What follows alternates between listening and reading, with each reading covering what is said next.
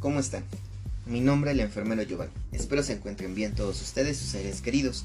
Este es un podcast semanal de todos los martes. Estén pendientes de todo el contenido, información y capacitación. Bienvenidos.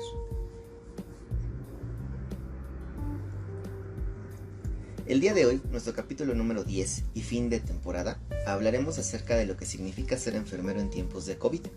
Para este episodio en especial tendremos a una invitada igualmente especial. Ella es licenciada en enfermería, egresada de la FES Zaragoza de la UNAM. Actualmente trabaja en el Instituto Nacional de Cardiología Ignacio Chávez en el servicio de la terapia intensiva cardiovascular. Le damos la bienvenida a también mi mejor amiga, Esmeralda López. Hola, Mix. Hola, me da mucho gusto poder estar aquí, compartir muchas cosas y pues también poder adentrarme un poco en esto del podcast. Me da mucho gusto que enfermería cada vez esté teniendo más participación en muchas otras formas de difusión. Anteriormente donde más podíamos encontrar contenido de enfermería era en artículos o revistas de divulgación científica, y pues ahora con todo el boom tecnológico que se ha dado, cada vez más se ha podido tener material a un alcance más práctico, desde las aplicaciones que nos facilitan muchísimas cosas en nuestra labor de día a día, también cosas de humor como en las redes sociales, que siempre lleva implícito un poco de conocimiento expresado de diferentes maneras. Y en este caso el podcast, que realmente hay muy poco contenido de enfermería en esta plataforma, es bueno que se comience a dar y espero que siga creciendo, que más gente se una, que más gente cree contenido en este tipo de plataformas, y que se pueda empezar a crecer la comunidad de enfermería para que pueda tener más notoriedad ante todo lo que abarca el ser enfermero. Pues sí, tienes mucha razón en lo que comentas, Amix. Y de nuevo pues te doy la bienvenida, espero que hoy nos la pasemos muy bien. Antes de iniciar el episodio como tal, pues quiero también advertirles a quienes nos escuchan que puede que parezca un lenguaje un poquito más explícito de lo normal o lo que ustedes llegan a escuchar en los 9 episodios anteriores. Pero esto también significa la confianza que hay entre pues mi amiga Esmeralda y yo. Entonces pues nada más es como un aviso, ¿no? Para que no vaya a haber como malinterpretaciones. Y de la misma forma también invitarte, Amix, a que no te sientas censurada, ¿no? Podemos hablar como si no estuviéramos grabando y como siempre hablamos y no hay ningún problema, ¿vale? Pues bueno, iniciaremos como en todos los capítulos con una frase.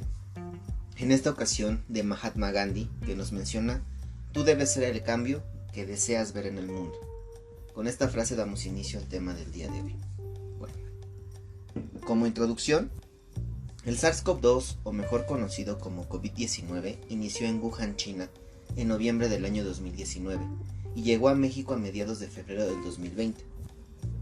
Un año y medio después de vivir esta pandemia, necesitamos compartir experiencias, y qué mejor hacerlo con personas que estuvieron prácticamente desde un inicio a pie del cañón atendiendo a los pacientes, estables, inestables y graves, e incluso aquellos a los que por más que te esforzaras, se morían en el camino. Un año y medio de experiencias, de modificación de los cuidados, de portar un equipo de protección personal bastante incómodo después de unas horas, de la deshidratación en la guardia, de no poder ir al sanitario por al menos 6 horas, de convivir con tus seres queridos de una forma distinta, de incluso tener el riesgo de contagiarte y de contagiar a tu familia, después de vivir en un país en vías de desarrollo en el cual el personal de enfermería y el de salud en general fueron agredidos por personas en la calle, en el transporte y en sus propias casas. Después de todo lo bueno y lo malo, por fin hoy hablaremos un poco de lo que significa ser enfermero en tiempos de COVID. De nuevo, Mix, siéntete con toda la confianza para poder expresarte. El día de hoy te agradezco me apoyes en todas mis locuras y en mis proyectos, y ojalá sea la primera intervención de muchas en un futuro en este podcast. Y pues bueno, comenzaremos. Tengo una serie de preguntas, a Mix, que es como en las que basé este capítulo en específico, y pues quiero comenzar con una bastante sencilla, creo, para que la puedas expresar, ¿no? Okay. ¿Cuál fue tu primera impresión cuando llegas y te dicen que vayas por un uniforme quirúrgico a Selle porque ya es una terapia COVID? Bueno, creo que esto se viene de mucho más atrás. Por ejemplo, yo escuchaba en las noticias cómo iba evolucionando la pandemia en otros países y a mí me pareció un escenario imposible de vivir en México. Yo jamás llegué a entender el alcance que pudo haber llegado a tener esto. Y platicaba con mis compañeros de trabajo que qué pensaba acerca de esto, qué creía que iba a suceder, y yo siempre fui muy escéptica, no tanto en que si el virus existía o no, si era peligroso o no, si era mortal o no, pero siempre fui muy escéptica en que México pudiera caer en los escenarios terribles que veíamos en Europa, en Asia, conforme fue evolucionando todo esto. Entonces, de repente se empezaba como que a especular que aquí a México ya había llegado, etcétera, pero nadie nos decía como tal la realidad de las cosas. Recuerdo que un día saliendo de guardia nos dieron una capacitación en el instituto sobre el uso del equipo de protección personal y el manejo a grandes rasgos de los elementos de bioseguridad en un área COVID. Y a mí me parece extraño, ¿no? Yo decía, es que ¿por qué nos están capacitando para esto? Si se supone que cardiología es un instituto de alta especialidad que no tiene que ver como tal con enfermedades infectocontagiosas, como por qué nos están adentrando, ¿no? a este tema, porque en un principio se hablaba de que el Instituto de Enfermedades Respiratorias y el Instituto de Nutrición iban a ser quienes iban a absorber a los pacientes COVID, y cardiología iba a absorber a los pacientes de ellos. Pacientes no COVID, pacientes con otras patologías, iban a recibir atención ahí. La realidad que creo que nadie vio venir es que jamás iba a existir sistema de salud. Yo creo que esto ya es algo muy independiente de si el sistema de salud en México es bueno o no. No existió sistema de salud en el mundo que pudiera abarcar lo que significó la pandemia. Entonces, obviamente México no fue la excepción. Te digo, nos dan en una guardia toda esta capacitación para la protección personal entre estos pacientes. Y en 2 guardias aproximadamente nos mandan un comunicado que se abría la terapia para los pacientes COVID, que ya teníamos los primeros ingresos y pues que estuviéramos preparados.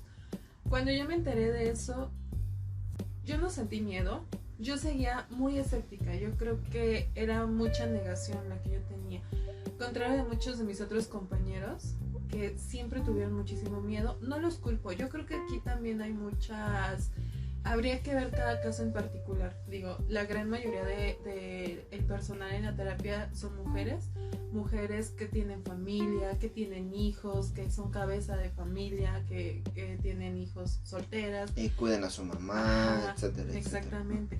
En mi caso, yo soy soltera, yo no tengo hijos, pero finalmente convivo con mi familia, que sigue siendo un grupo vulnerable porque es gente de la tercera edad, ¿no? Pero obviamente tú ya al ser una persona,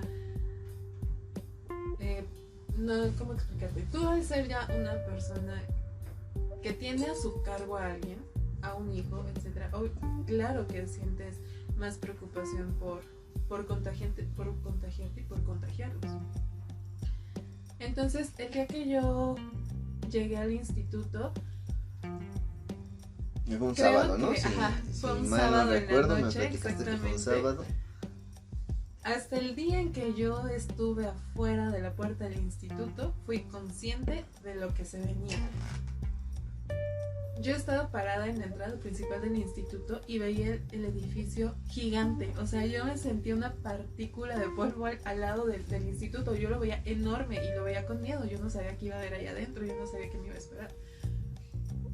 Entonces llego y la organización, la verdad, era muy, muy confusa. O sea, ni siquiera las autoridades administrativas encargadas de darnos los protocolos a seguir estaban muy seguros de lo que había que hacer, de cómo había que iniciar, de cómo había que seguir. Entonces todos estábamos perdidos, había compañeras llorando de miedo y recuerdo muy bien que nuestra terapia tiene capacidad para 30 camas. Lo que se había implementado en un inicio es que la terapia se cerrara, la mitad solamente para poder tener a esos pacientes. Entonces cerraron el piso para 15 camas con un plafón y un plafón era lo que te separaba de una realidad que hasta ese momento era desconocida para mí, porque decías, bueno, yo del plafón hacia acá estoy viendo el servicio tal cual lo conozco, y del plafón hacia allá cuando entre yo no tengo idea de qué me va a esperar. Dividían los turnos, se vino ya después todo esto, ¿no? De la carga de trabajo, cuántos pacientes, los ingresos, los insumos, los equipos, que supongo que eso vamos a hablar más adelante, a mayores rasgos, pero de un inicio, cuando me dijeron ingresos a terapia COVID, yo seguía escéptica, yo seguía en una negación, que ya después entendí que más que negación era un temor pues a mi seguridad. Más bien tu negación era como un mecanismo de defensa hacia el temor. Exacto, del temor que tenía, ¿no?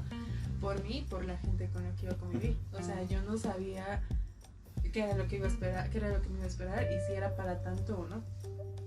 Sí, yo me acuerdo mucho cuando me platicabas. Yo no tuve la oportunidad de iniciar con ustedes desde literalmente pues que cerraban la terapia, ¿no? Yo entré a trabajar unos meses después, pero sí me acuerdo que me platicabas tú y me platicaba otra amiga nuestra que se llama Eva Estefes.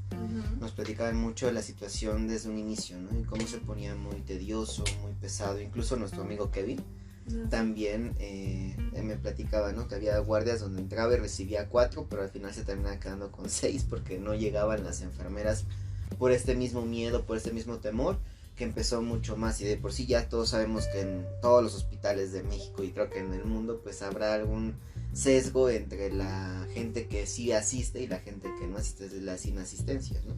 Entonces ahora era mucho más visible porque tenían el temor de entrar a la terapia COVID, y entonces era mucho más carga de trabajo, mucho más estrés, mucho más sentirse superados, digámoslo así, porque tenías a un paciente que estaba mal, otro que estaba grave y otro que tenías que intubar en ese momento porque si no se te moría, y a cuál le ponías la atención, ¿no?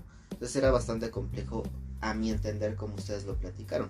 Cuando yo entré ya estaba mucho más tranquilo, ya todos los que estaban allí dominaban mucho mejor ese proceso de llevar a cabo las intubaciones, los ingresos, etcétera, etcétera, y fue bastante sencillo acoplarme a su forma de trabajo, pero creo que sí fue muy pesado, ¿no? Yo puedo compartir lo mismo.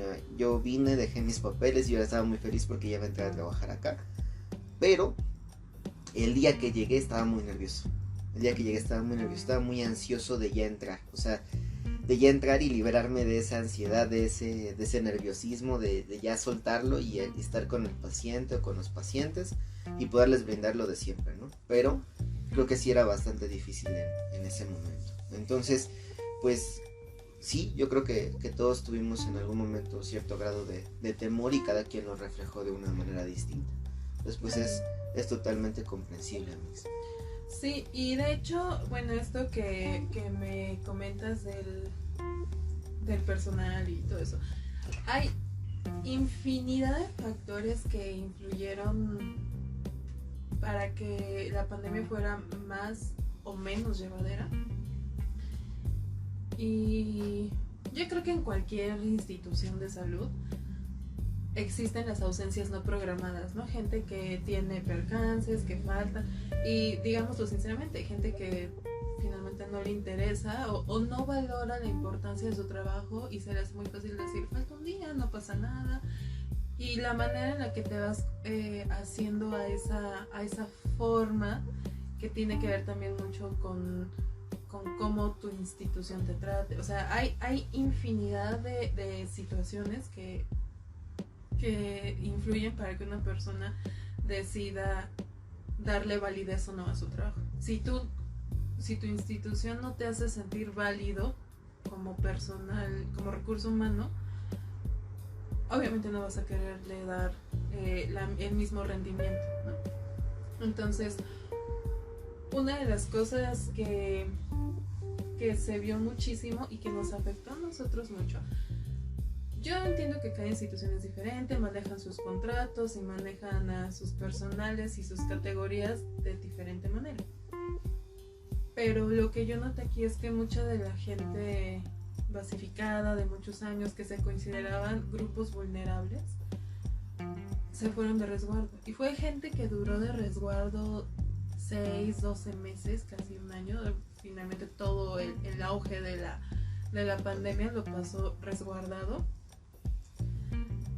pero era gente ya mayor, gente diabética, gente hipertensa, gente obesa, y yo digo, ahí es cuando yo me arrepentí y dije, uno culpa mucho al sistema de salud de todas las deficiencias que hay, ¿no?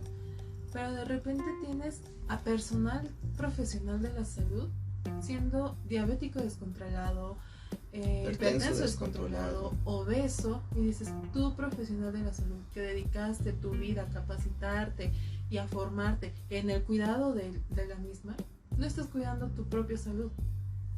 Y entonces, ¿cómo llegas de repente y juzgas y dices, ay, ese paciente se complicó, pero ve cuánto pesa, ve qué niveles maneja, ve cómo está su TA, ve cómo no sigue el tratamiento, cuando nosotros mismos somos también partícipes en eso? Entonces, hubo un momento en el que el personal ya no alcanzó, se fue demasiada gente de resguardo, y las personas que trabajábamos de suplencias, o que no tenemos como la facilidad de tantas prestaciones, de repente meter guardias o cosas así, nos quedamos a sacar el trabajo. Yo realmente recuerdo... lo sobrecargaron, ¿no? Ajá. Entonces, la terapia intensiva, esto que comento, de que al principio solo era la mitad de su capacidad, no duró mucho funcionando así. Hubo un momento en el que se tuvo que abrir completamente y recibíamos no a los 30 pacientes como tal, porque hay camas pediátricas que ocupan menos espacio y que se tuvieron que convertir a camas adulto. Entonces, en realidad, pero la terapia al 100%, pacientes. Ajá, fueron 26 pacientes los que se podían absorber, pero te estoy hablando 26 pacientes de terapia intensiva, pacientes sumamente graves, pacientes que necesitaban demasiados cuidados, porque también hubo una implementación más adelante de pacientes ambulatorios, pacientes que utilizaban oxígeno suplementario de menor flujo, que tenían una estabilidad considerable, que no necesitaban asistencia de ventilación mecánica, etc. O sea, ya después se abrió otro piso para ese tipo de pacientes. Pero mientras fue cuando todo esto que yo voy a comentar es la terapia de pacientes sumamente graves. 26 y aparte le dices, bueno, no vamos a juzgar, pero sí eran pacientes con comorbilidades, hipertensos, diabéticos, llegaban pacientes incluso infartándose, positivos a COVID, teníamos pacientes con enfermedades medio raras igual por ahí, con ya antecedentes de fibrosis pulmonar. Exacto. Enfermedades inmunológicas, enfermedades congénitas, porque también lo llego a ver, enfermedades crónico-degenerativas, de muchas cosas. O sea, fue una cosa... Sí, algo que te saca de tu zona de confort, porque tú ya estás acostumbrado, aunque es muy pesado, y déjenme que se los voy a decir, es pesadísimo un paciente cardiovascular grave, es pesadísimo, pero ya estás acostumbrado de cierta forma y sabes qué es lo que tienes que hacer, exactamente. Claro. Estás muy en el ambiente de, bueno, yo sé que un paciente de un cambio valvular mitral o un doble cambio valvular o un triple cambio valvular, sé que cómo más o menos va a llegar, sé qué es lo que tengo que hacer, cómo, dónde, cuándo. Estos pacientes no necesitan pernación, estos pacientes no necesitan ciertas situaciones que te limitaban a tu hacer o a tu quehacer enfermero, cuando sí los tenías en el COVID y tenías aparte ese paciente que pesaba 130 kilos pronado con múltiples infusiones de pseudoanalgesia, relajación, y aparte con tus aminas, ¿no? Tus vasopresores para tratar de seguir manteniendo una presión perfusoria y que a pesar de todo eso el paciente no respondiera, pero no por lo cardíaco, sino por lo pulmonar propiamente hablando. Entonces nosotros no estábamos tan acostumbrados a ver ese tipo de pacientes. O sea, sí llegamos a tener enfermedades que sean, digamos, relacionadas a lo pulmonar, pero de otro tipo de características, no propiamente que enfermedades que hicieran fibrosis pulmonar. Sí, claro. Yo he de suponer que va a haber gente de muchas otras instituciones que nos va a escuchar. Y obviamente ellos ya están más familiarizados con múltiples patologías. Es lo bueno de trabajar en hospitales de especialidades generales o de muchas porque conoces y amplías tu panorama de las patologías muchísimo. Cardiología es eso, cardiología y punto. Sí, también ves afecciones pulmonares o nefrológicas, pero siempre con una base cardiológica. La atención a la salud es multidisciplinar. Todos trabajamos en equipo, o eso sería lo ideal, por el bienestar del paciente. Pero de repente llegan ese tipo de pacientes y tenemos cardiólogos que quizá no sabían relajarlos bien, sedarlos bien. Teníamos personal de enfermería que no sabía detectar a tiempo cuál o tal reacción. No conocíamos, no es nuestra área de hacer, pero también es muy cierto que era una enfermedad nueva. Nadie sabía con exactitud los signos y síntomas, la evolución y las complicaciones. Se tenía una idea, pero no había un cuadro específico de manifestaciones y no había un tratamiento, que era lo más serio.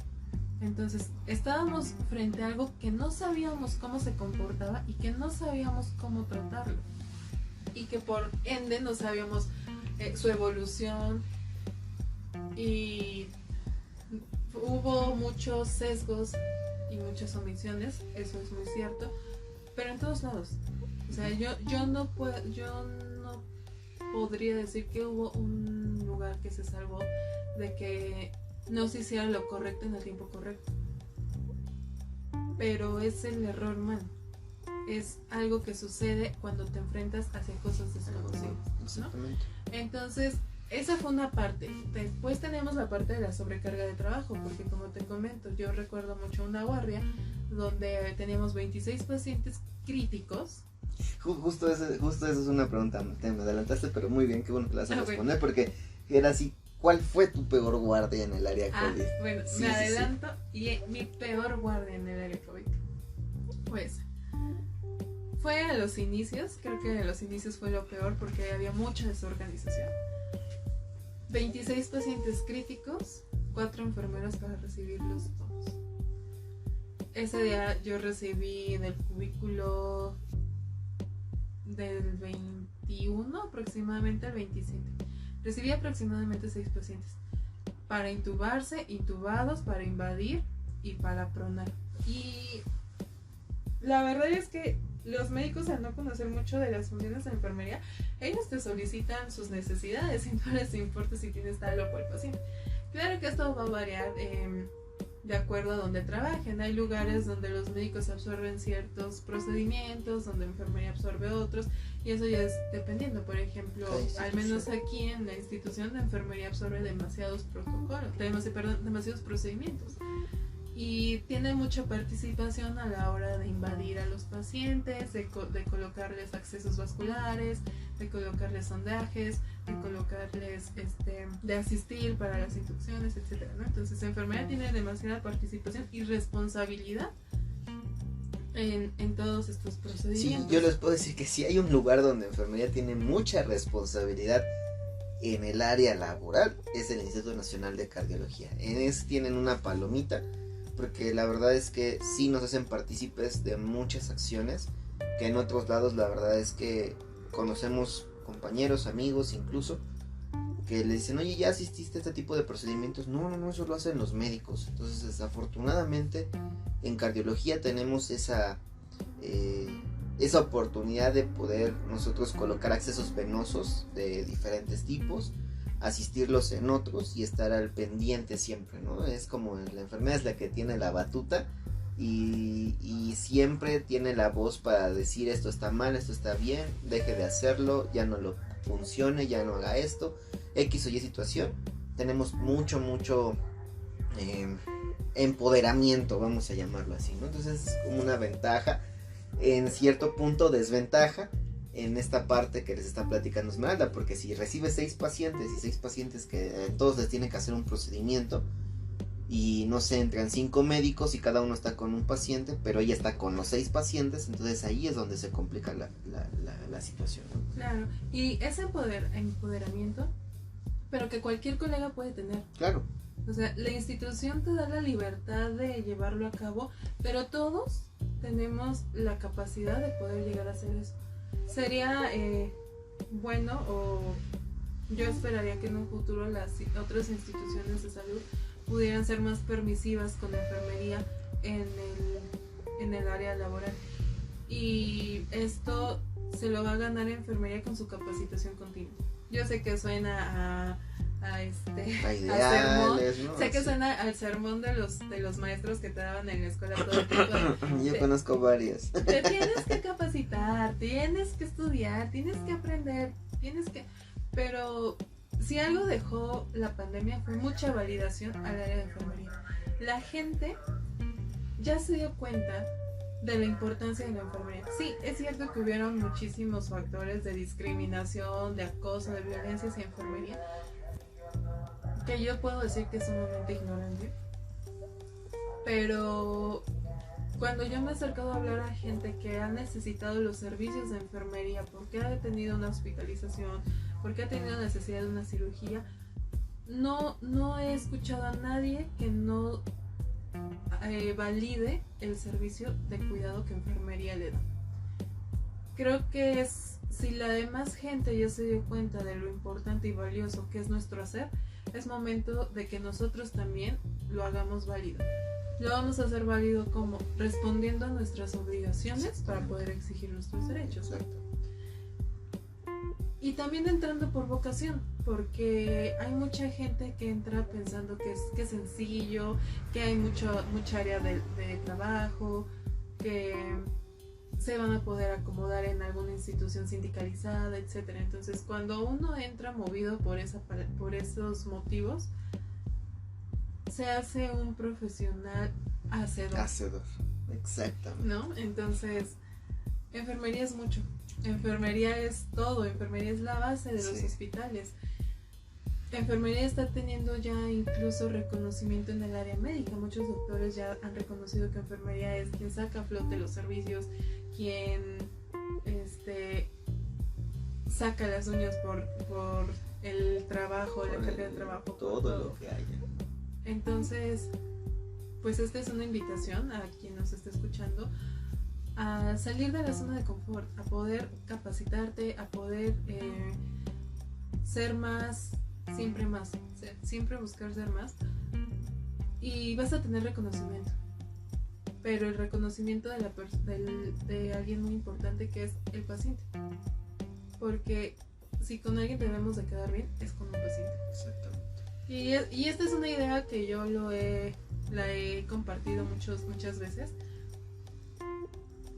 La parte teórica es importante y lo es todo, pero es nuestra obligación. Entonces nosotros no debemos esperar un aplauso porque sepamos tal o cual cosa. Es nuestra obligación saberlo, porque es a lo que nos dedicamos. Pero también está el hecho de que al paciente no le importa saber si te sabes las normas oficiales, si te sabes el Guyton hoja por hoja, ¿no? Si te sabes el cálculo de gamas de memoria, si te sabes el vademecum de atrás para adelante. O sea, el paciente difícilmente en su situación de enfermedad le va a interesar eso.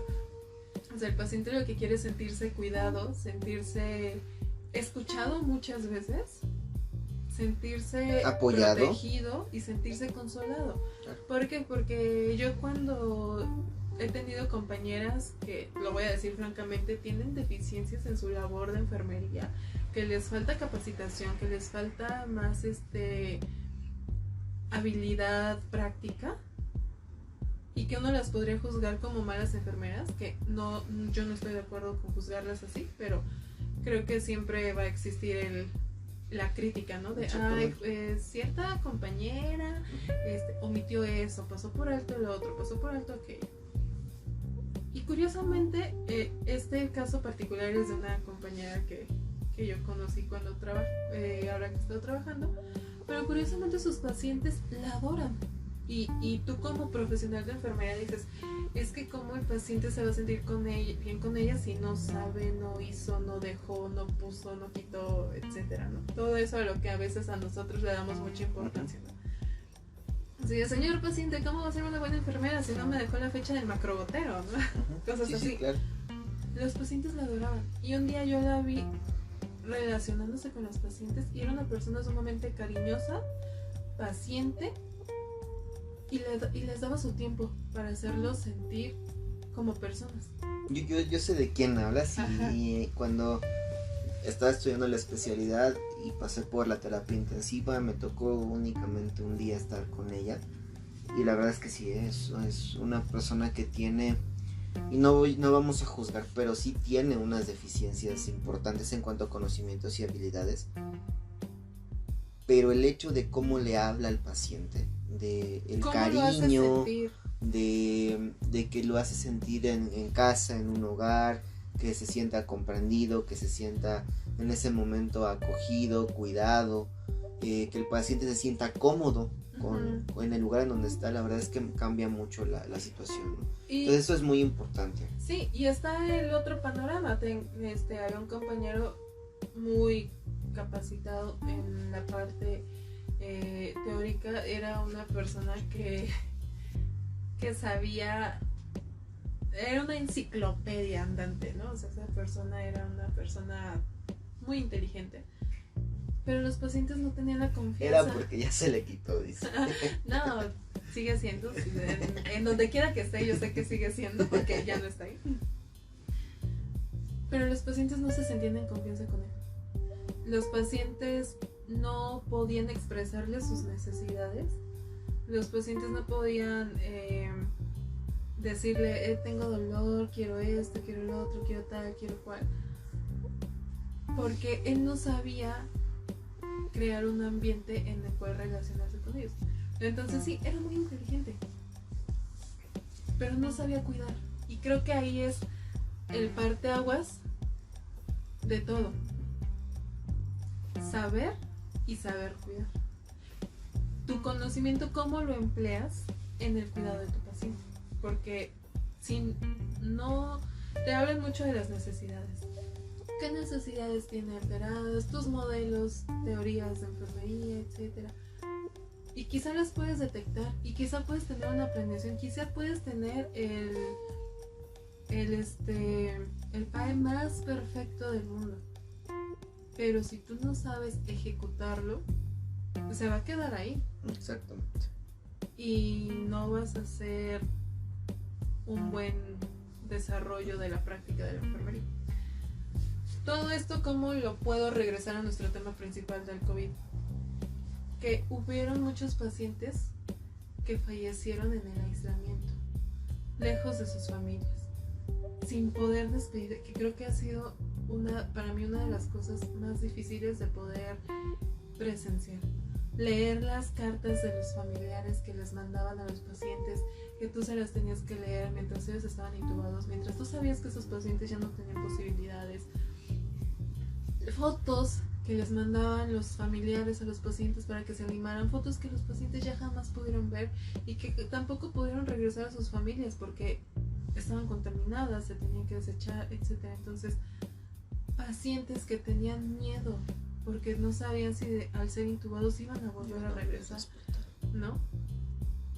Y yo jamás vi a un médico tranquilizando a un paciente en esa situación. Siempre los vi preocupados por sus consentimientos informados, por tener su material y equipo a la mano para llevar a cabo su procedimiento, pero nunca por tomarle la mano, decirle tranquilo, nosotros estamos aquí, todo va a salir bien. No voy a generalizar, yo sé que hay médicos con una calidad humana increíble, y también sé que hay enfermeros que les vale muchísimo todo, ¿no?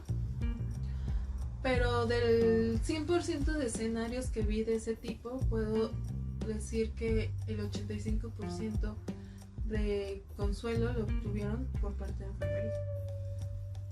Entonces, creo que yo recuerdo mucho una frase que leí una vez en un artículo que decía: enfermería es el puente de la humanidad a la ciencia. La medicina, y no estoy hablando de los médicos como tal, sino de la medicina como materia, de la medicina como profesión, es frívola. Y hasta cierto punto es un mecanismo de defensa, porque si tú, y yo creo que todos hemos llegado a tener una experiencia parecida en la que simpatizamos con un paciente, el paciente llega a no salir, lamentablemente fallece. Ajá, y es duro para nosotros. Nos cuesta trabajo enfrentarnos a eso. Entonces creamos mecanismos de defensa donde ponemos barreras emocionales para no poder volvernos a involucrar y no pasar por ese duelo, porque al final de cuentas es un duelo. Pero yo creo que hay que saber mediar, ¿no? Entre no involucrarte para no dañarte a ti, pero no ser tan indiferente como para ignorar las necesidades emocionales de tu paciente, porque claro que tu paciente tiene necesidades físicas, claro que tu paciente tiene necesidades de muchas cosas, ¿no? Pero al final de cuentas las necesidades emocionales influyen mucho en la evolución de los pacientes. Entonces yo lo he visto y lo he comprobado. Paciente que se siente escuchado y consolado, paciente que tiene buena evolución. Claro que también está la otra parte, ¿no? Mucho lo metabólico, lo hay pacientes aprensivos, hay pacientes irritables, hay pacientes groseros, porque es una realidad.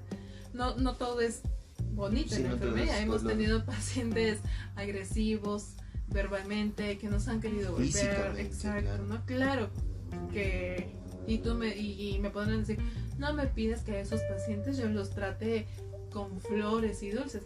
No, claro que no, pero por eso somos personas con criterio, para saber reaccionar ante cada situación. Y también que cada paciente tiene necesidades completamente diferentes. Creo que eso es algo que desde toda la vida se nos ha dicho cuando entramos a estudiar y a formarnos. Y que la atención es personalizada. Tú puedes tener a dos pacientes, uno al lado del otro, con la misma patología, y van a tener necesidades completamente diferentes. Y vamos a poner el ejemplo: tienes dos pacientes COVID, los dos intubados y los dos pronados. Nada más vamos a cambiar su contexto. Uno es un adulto mayor de 60 años con sobrepeso, y la otra es una mujer de 27 años con bajo peso. Entonces, a partir de ahí, desde las características físicas de tu paciente, tienen necesidades diferentes. Después viene propiamente el género. Por género también tienen otro tipo de necesidades. A lo mejor alguno tiene más grado de fibrosis pulmonar. Pudiéramos pensar que sería el adulto mayor, ¿no? Quizá uno fue fumador, quizá otro es hipertenso, etcétera, ¿no? O sea, son muchas cosas. Entonces, la enfermería es muy importante, pero si nosotros no nos creemos su importancia, si nosotros no le damos validez a esa importancia, vamos a seguir siendo infravalorados. Con lo que me gustaría que se quedaran las personas que me puedan llegar a escuchar es: el mundo ya se dio cuenta de la grandeza de enfermería. Falta que enfermería demuestre su grandeza. Exactamente. ¿No? Haga valer eso. Eso es algo que yo comentaba con mis compañeros cuando empezó todo esto del COVID. Te comento que se fueron muchísimo personal de resguardo, por miedo, por etcétera, ¿no? Y había personal que se quedaba a trabajar, pero bajo muchas condiciones, ¿no? O sea, ellos condicionaban mucho sus métodos de trabajo, ¿no? O sea, yo me quedo a trabajar, pero bajo ciertas bajo ciertas pautas, digamos. Exacto, o sea, ¿no? Sí hago esto, pero si me das esto, ¿no? O sea, como con condiciones, digámoslo así. Yo recuerdo mucho una guardia de locos, porque al inicio todo era de locos. y recuerdo, no, vamos a intubar al paciente de la 15, vamos a poner al de la 18, vamos a iniciarle tal cosa acá, y todo el mundo pidiendo cosas a todos, ¿no? Y a esta le vamos a poner el central, y a esta la línea arterial, falta la vesical de acá, y todo el mundo. Y nosotros no solíamos poder escuchar música en el servicio donde estábamos, porque algo con lo que son muy estrictos es con el poder tener las alarmas muy, muy bien identificadas para detectar cualquier evento en el momento en el que se realiza. Un paciente que haga alguna arritmia, recordando que etcétera. el origen de aquí son atenciones cardiovasculares. Exacto. Y obviamente nuestra monitorización continua es muy importante, porque aparte son pacientes cardiovasculares posoperados. Exactamente. Entonces cuando la terapia se convirtió en COVID, pues eso ya como que no importa tanto, ¿no? Y para hacernos más llevaderas las guardias, nos regalaron un radio de esos del mercadito que te da Bluetooth y etcétera. Nos ponían la estación de radio. Entonces 91.3. Cabe aclarar, creo que es algo que no se mencionó, yo trabajo en el turno nocturno. Entonces en el turno nocturno siempre hay una hora que dan las noticias. Y de repente yo escuchaba a un doctor, no, es que voy a intubar, y otro doctor por allá, es que vamos a invadir, y otro doctor por acá, va a llegar un ingreso. Y escuchaba a toda a gente por todos lados pidiendo cosas, y escuchaba en la radio, por favor, no salgan de casa, cuídense, resguárdense, hay tantos contagiados, las cifras aumentan, los muertos aumentan.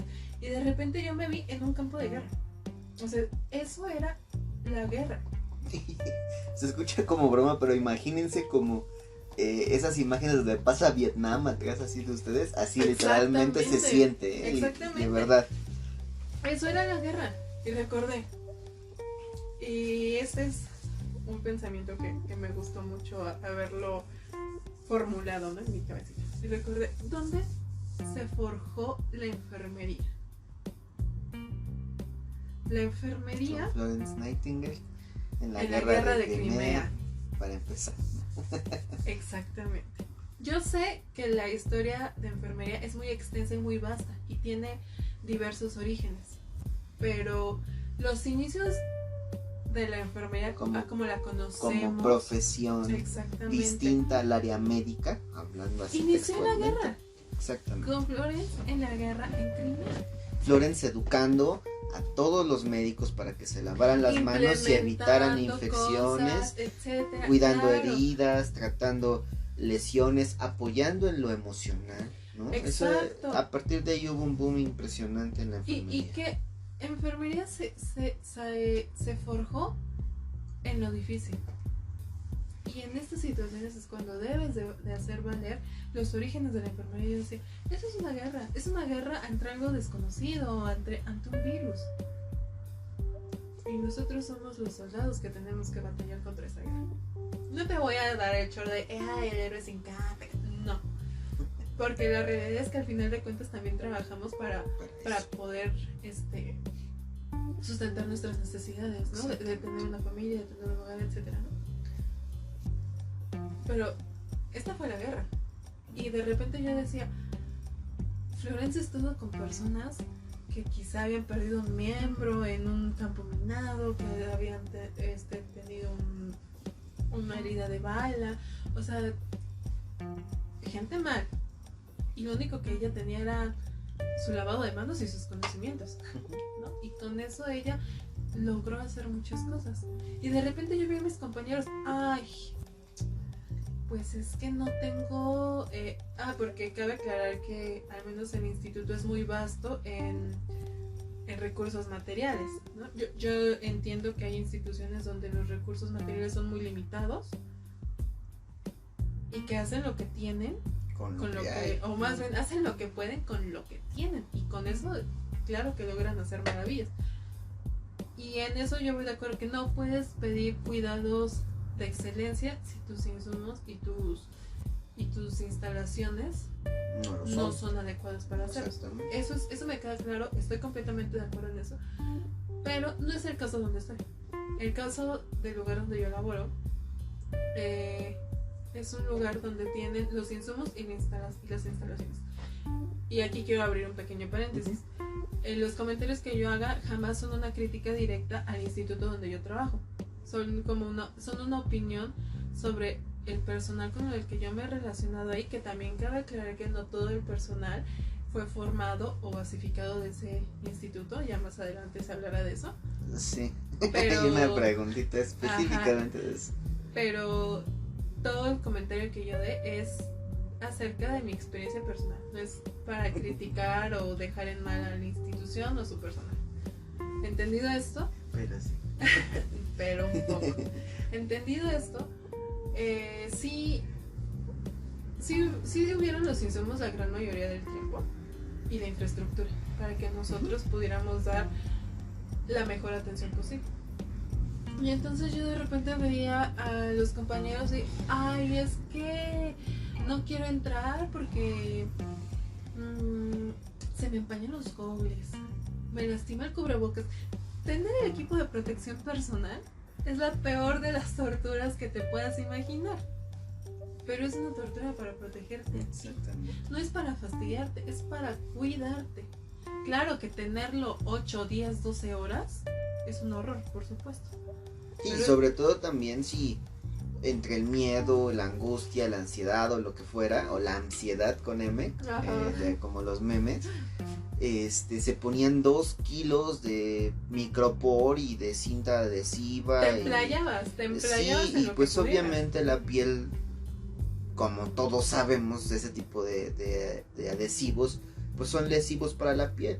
Entonces, si tú no te cuidabas, aparte tu piel, ¿no? Fuera del instituto, de donde trabajes, y aparte llegas y te emplayas literalmente con un montón de pegamento, pues obviamente se va a lesionar tu piel, va a ser mucho más complejo, te va a doler más, vas a aguantar con los días mucho menos traer un cubrebocas, específicamente un KN95, que son un poco más rígidos a nivel de la nariz, del septo y aparte nasal. El exceso de humedad, o sea, estás en área COVID y sudas horrible, y sales y tienes que bañarte y quizá volver a entrar, etcétera, ¿no? Entonces, otra cosa, el instituto era muy amable con nosotros y nos permitía bañarnos a las veces y a la hora que quisiéramos. Sí.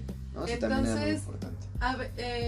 Pareciera que a veces mientras más facilidades tuviéramos para hacer nuestro trabajo, más peros te ponían, ¿no? Y yo decía, bueno, hay lugares, hay instituciones donde la gente está haciendo lo que nosotros hacemos con la mitad de lo que nosotros tenemos, o menos. Y enfermería no nació teniendo jeringas de 20, de 50, perfusores, bombas de infusiones. O sea, enfermería nació de ella. O sea, no había nada que le hiciera la vida tan sencilla. Entonces sí, en la modernidad es muy padre tener cosas que te faciliten tu trabajo, pero si algo caracteriza a enfermería es que no se detiene por no tener. Busca, es creativa. Yo me acuerdo que se enojaban muchísimo porque decían, es que la enfermera es artesanal, no sé cómo lo llamaban. Claro que la sí. La enfermería es un arte, pues. Ajá, sí. Por supuesto que sí. Yo doy clases y siempre les digo lo mismo. Es una disciplina profesional. Una disciplina profesional tiene un área profesional que es llevar el cuidado, a un buen nivel, a la atención al paciente en la comunidad, donde fuera. Pero también es una disciplina, y una disciplina que involucra ciencia, arte y tecnología. Eso es enfermería. Si nosotros no podemos aplicar esas 3 cosas, pues no somos enfermeros, es la verdad. Si no tienes la tecnología o el insumo, aplicas el ingenio para hacer lo más posible como si lo tuvieras. Entonces la verdad es que la enfermería involucra muchos aspectos, ¿no? O sea, yo a mis alumnos siempre les digo, cuando les hablo de la historia de la enfermería, siempre les menciono esta parte, ¿no? La enfermería es una disciplina profesional. O sea, no somos una ciencia nada más, no somos una profesión nada más, o sea, somos una disciplina profesional. ¿Qué es una disciplina propiamente? Algo que recaba datos de muchas otras áreas, ¿no? Nosotros recabamos de anatomía, de fisiología, de los cuidados de enfermería propiamente. También recabamos de química, de física, de biología, aspectos sociales, psicológicos, la salud mental. La verdad es que enfermería abarca muchas cosas y es por eso que no puede ser considerada como una simple ciencia. Evoluciona a una disciplina profesional. Claro. Y cuando entendemos eso, cuando valoramos eso y vemos que enfermería representa todo esto, es mucho más fácil poder aplicarla. poder estar bien con nosotros siendo enfermeros, ¿no? Sin sentirnos como la típica pregunta de, pero ¿y vos hubieras estudiado medicina? ¿No? O hubieras estudiado otra cosa. Cuando uno se da cuenta realmente hasta dónde puede llegar a enfermería, la verdad es que se enamora de la profesión. Y esto es muy importante, o este comentario es muy importante para todos aquellos que lo están escuchando, que ahorita son estudiantes, que no están totalmente convencidos.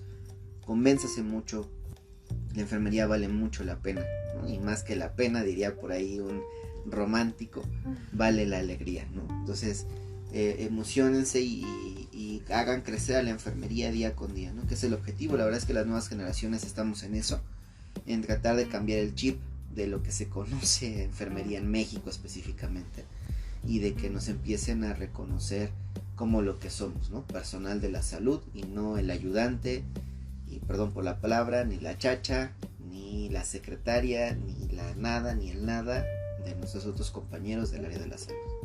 Claro, y eso empieza desde una validez personal, porque tengo compañeras que de verdad les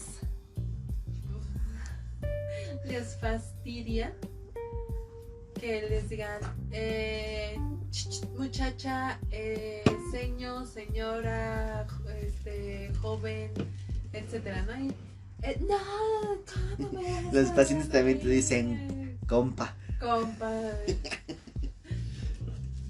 niña, o sea, muchos adjetivos que tú podrías considerar despectivos, pero cuando entiendes que de repente esa persona, pues es una persona de, no sé, de lo mejor de provincia, exacto, que está muy acostumbrada a que si no sabe el nombre de alguien, pues le dice así, No, pero y- no por discriminarlo, sino porque es lo más fácil para él dirigirse hacia por ti. lo general son gente ya mayor que va a decir, ¿cómo esta persona que tiene una cuarta parte de la edad que yo tengo es como una figura de autoridad, ¿no? Alguien a quien yo me tengo que dirigir?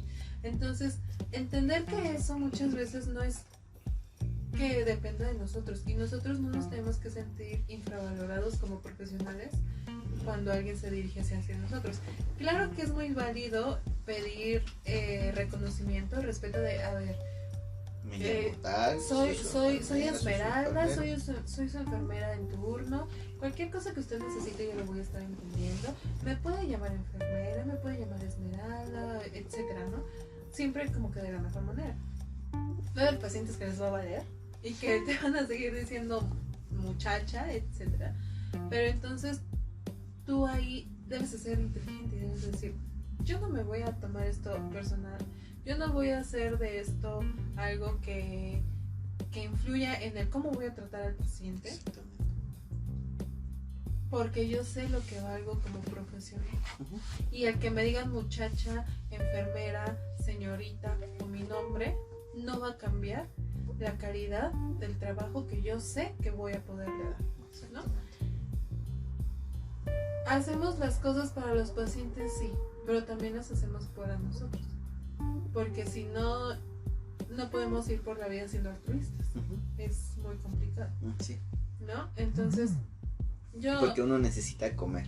Eso es la realidad. Exactamente. Pero también necesita tener salud mental. Y si uno está trabado con el, ay, este señor de la 504 me dijo muchacho, ay, y trae el coraje atravesado toda la guardia. Guardia del horror, ¿eh? Ah, sí, definitivamente. Yo no me van a dejar mentir, pero si hay algo, no hay nada más difícil que, y es una realidad, que tu paciente te caiga mal o que tú le caigas mal a tu paciente. Sí, sí. Porque se llega a dar. Durísimo, es una guardia durísima. Se llega a Tremenda. dar. No se conocen, es su primera guardia, pero ya le caíste mal. Sí, no, O ya te cayó mal, ¿no? Y es Dios así como que, Cristo nos libre, ¿no? De ese Ajá. tipo de guardias. Porque somos profesionales, pero somos humanos también, ¿no? Exactamente. Entonces, y sería bueno que, no sé, en la plataforma donde esto se publique, si alguien tiene alguna anécdota de esto y de muchas otras cosas que hemos hablado y que vamos a hablar, la comparta. ¿Por qué? Porque mi objetivo cuando tú me invitaste a hablar de esto era hacer que nuestros colegas se sintieran entendidos, en el sentido de que, bueno, esta persona está hablando de algo con lo que yo me identifico. Entonces ahora sé que no soy el único, yo también viví esto, yo también me sentí así, yo también conocí, yo también experimenté. Darnos cuenta que todos los colegas estamos en el mismo barco. Exactamente. Somos compañeros. Y también quitar un poco de esta rivalidad que se le caracteriza a enfermería, de querer exhibir al colega en vez de apoyarlo. Yo soy, y aquí es algo complicado, porque yo soy fiel partidaria de decir, al colega hay que ayudarlo, hay que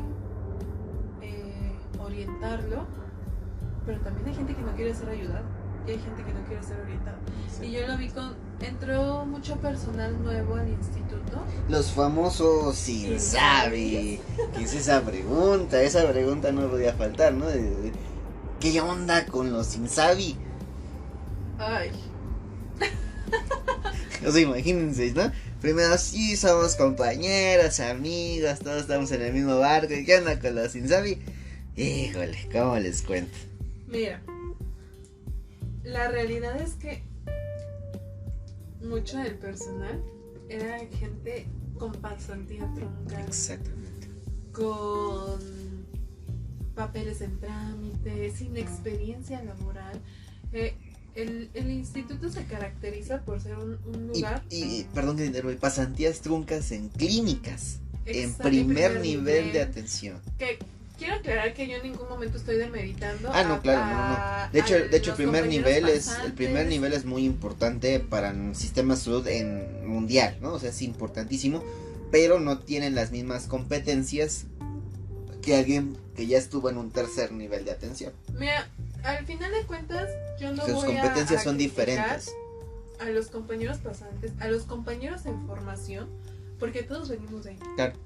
No voy a criticar a ningún nivel de atención, porque todos los niveles de atención son sumamente importantes en nuestro sistema de salud. Pero hay una cosa bárbara. El instituto donde laboramos se caracteriza por ser un lugar donde hay protocolos muy bien definidos y establecidos para cada una de las acciones de enfermería. El hospital es muy minucioso en su o sea, con decirles que tiene sus propios indicadores de calidad. Ajá. Así, con eso les decimos con todos. Que transfundir un paquete y le tenemos miedo a quien los escribió. Es un relajo porque tienes que hacer 3 registros diferentes. Sí. Es mucho el trabajo que se hace. Exactamente. Yo, para poder manejar eso, tuve que pasar un año de pasantía diario, 5 veces a la semana en el servicio. Llorando y sufriendo. Sí, para poder abarcar todo lo que te exige el instituto. Y al día de hoy, que ya tengo algunos años trabajando, 2 años, hay cosas que todavía no manejo al 100%. Por la complejidad de los pacientes, sí es cierto, pero también por las exigencias del instituto como tal, de meramente administrativas, ¿no? A lo que voy con esto es que sí le necesitas dedicar tiempo a poderle agarrar la onda aquí. Entonces llegaban compañeros que no tenían la noción de lo que era estar con un paciente, pero ni siquiera un paciente de cirugía general, ¿no? O sea, como tú dices, primer nivel de atención. Compañeros pasantes que hicieron sus pasantías en las oficinas de su escuela, que hicieron sus pasantías en áreas que nada que ver, como ginecología, etcétera. Entonces llegaban y no tenían la más mínima idea de qué hacer. Y no lo digo como crítica, todos llegamos a entender la más mínima idea. De hecho, digo, yo entré después que ella a trabajar propiamente, pero los dos hicimos servicio social en el mismo instituto. Y ya teníamos una noción importante porque, como les dije, pues ahí teníamos que aprender los protocolos. Sin embargo, pues siempre ha sido un poquito difícil, ¿no?